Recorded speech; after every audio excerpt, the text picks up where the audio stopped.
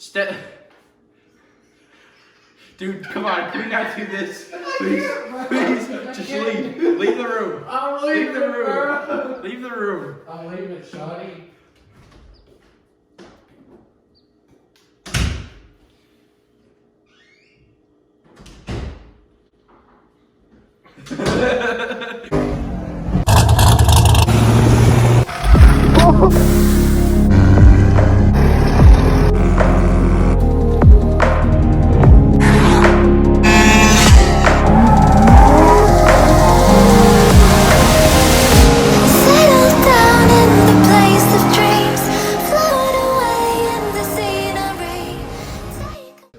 What's up YouTube? Today I'm going to be talking about some of the nicer cars I've bought in cash. This one being around 25 grand wasn't easy to come by, but I'll show you how to do it in the video. Alright guys, we're going to start off with the main idea, and that is don't spend money on stupid stuff. Spend it on gas, insurance, and registration, and obviously whatever you want. That could be a car, that could be a dirt bike, that could be whatever you enjoy.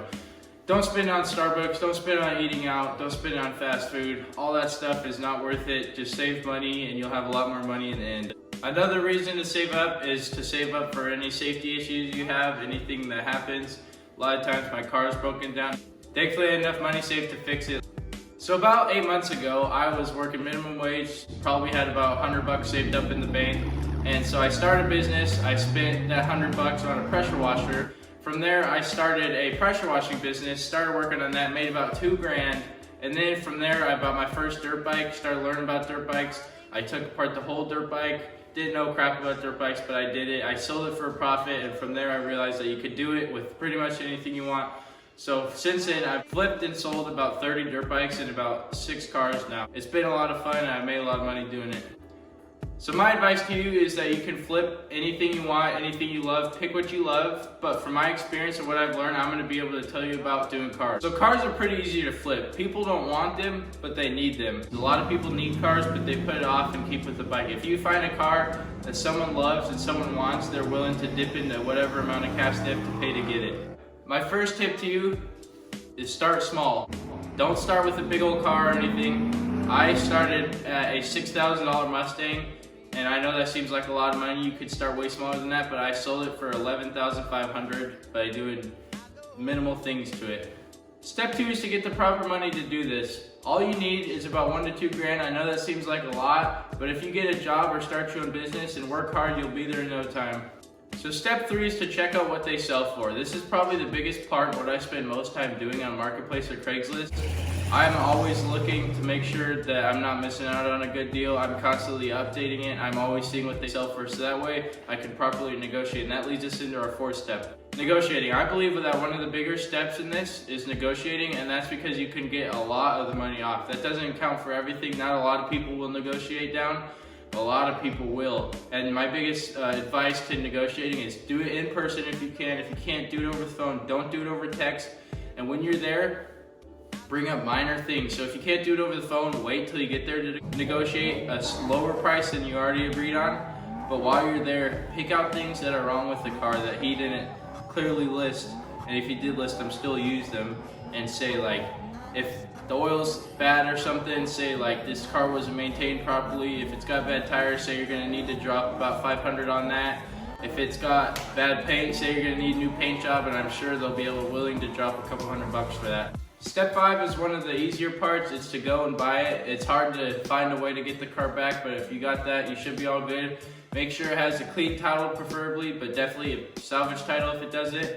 If it has registration, because I know dealing with registration is a pain, make sure it's current if you can, and that should be it for buying it. Step 6, this is by far the biggest tip I'm gonna give you. It is to create value in what you're buying. The ways I create value in what I buy is I invested in a nicer phone so that way I can take really high quality pictures of what I sell. I take a lot of pictures, make sure you get every angle, and you be as clear and honest as you can in the description. The description is also a really big part of it. You write a good long description describing all the pros, all the cons, what they're dealing with, what they're gonna want, why they're gonna want it, and you give it a good price. I use Kelley Blue Book to accurately price my stuff. If I don't know the market, I usually do, but that's just if I'm new to a certain dirt bike or car or something. Kelley Blue Book always works. Step 7, enjoy what you do. Don't get this one messed up. Enjoy what you do. Love doing it. I love doing dirt bikes. It was awesome. I had a new dirt bike about every week. It was awesome riding all the time and making money doing it. I didn't put much work into it. Also with cars, I love cars. I work with cars all the time. I work with them all the time. It's the most fun I've ever had, and I make money doing it. So enjoy what you do and the money will come. Don't worry about the money first. After all those steps, this is basically, if you don't listen to those, listen to this. Anything can be made money off of, anything can be flipped. You could flip that chair right there if you wanted to. You could flip iPhones, you could do whatever you want. As long as you love it, you make sure you get a good price and you create value in it. Those 3 things, love it, get a good price and create value in it. You'll make money in anything you want.